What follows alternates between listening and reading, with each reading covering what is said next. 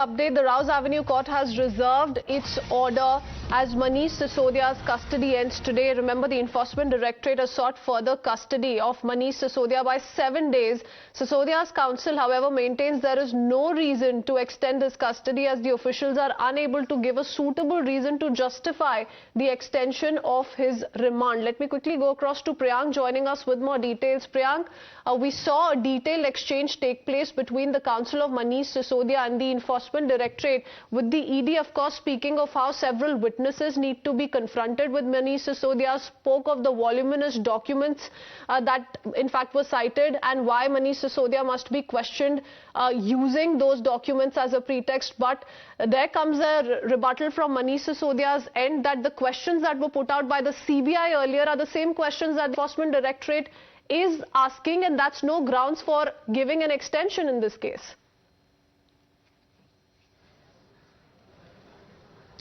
Yes, certainly very interesting development happening from the court, where the court has been apprised by the Enforcement Directorate that they have retrieved around 1.5 lakh of email, 1.5 lakh email, and very interestingly, those documents which were found in the laptop of Manish Sisodia, the desk of Manish Sisodia, were also given to these liquor barons when they had met them on 15th of March. But right now, since the court has reserved its order on the ED's application, where they were seeking 7 days of police remand, Manish Sisodia, he himself personally addressed to the court and said that it's okay if the Enforcement Directorate want to question him. It's okay that they have been asking questions, but they should at least do it. For us, I've been told to, sit normally. I've not been asked question, and in fact, in the first half, they asked me questions for approximately half an hour, and later to that, they don't ask me question. So that is something on which the counsels of Manish Sisodia has already, told it to the court. But very interestingly,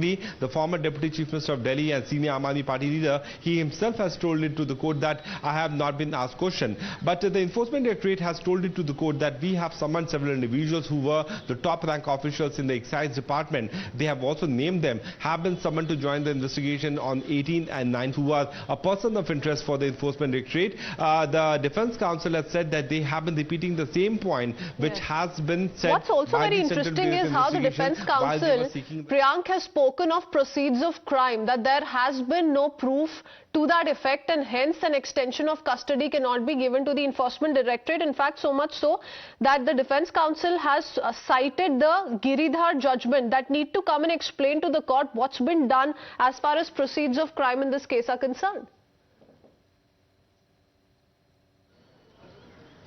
Yes, certainly. See, it's a well-known fact that during the searches which were carried out by from the ED or from the Central Bureau of Investigation, there was nothing substantial which was found by these two agencies when they had carried out searches with respect to Manish Sisodia is concerned. Since they were claimed that they could have been exchange of 100 crores, which could have happened in between the South India lobby as well as the top leadership of Aam Aadmi Party and those officials from the excise department, the Enforcement Directorate has very specifically stated